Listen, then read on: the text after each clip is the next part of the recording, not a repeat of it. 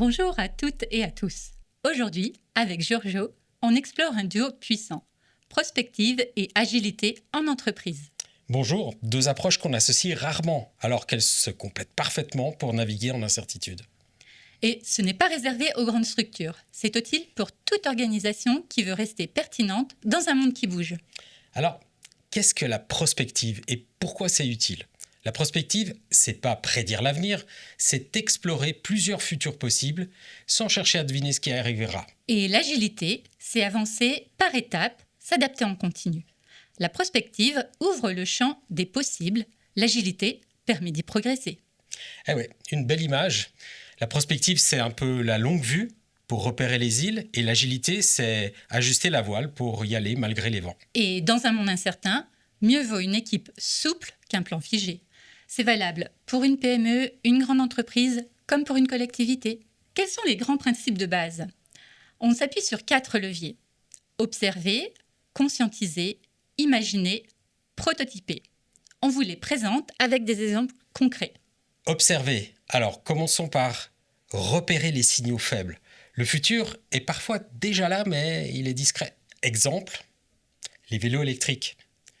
Passer de niche à phénomène de masse en moins de 10 ans. Ceux qui ont vu le premier signal faible assez tôt ont pu adapter leur modèle d'affaires et leur offre. Dans conscientiser, on regroupe signaux et tendances pour en tirer du sens.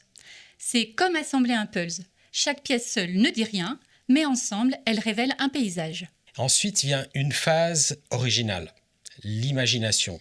Imaginer, on construit des scénarios qui sont contrastés, mémorables, pour se préparer à des futurs qui sont variés. L'objectif, c'est pas de choisir le bon, mais de renforcer la robustesse. Puis vient la phase de prototypage. On teste à petite échelle. La prospective devient action. On expérimente, on ajuste, on apprend vite.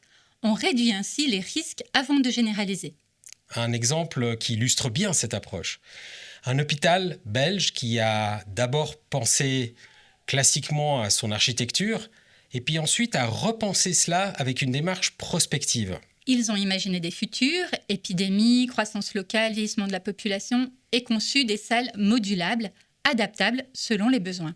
Et le résultat, c'est un bâtiment plus résilient globalement, sans tout reconstruire. Et cette logique, elle peut s'appliquer à plein d'autres choses, des écoles, des bureaux, des transports, des services. Ce qu'on retient de la prospective et de l'agilité, c'est une combinaison puissante pour garder le cap, tout en changeant de trajectoire. Et ça repose sur 4 leviers simples.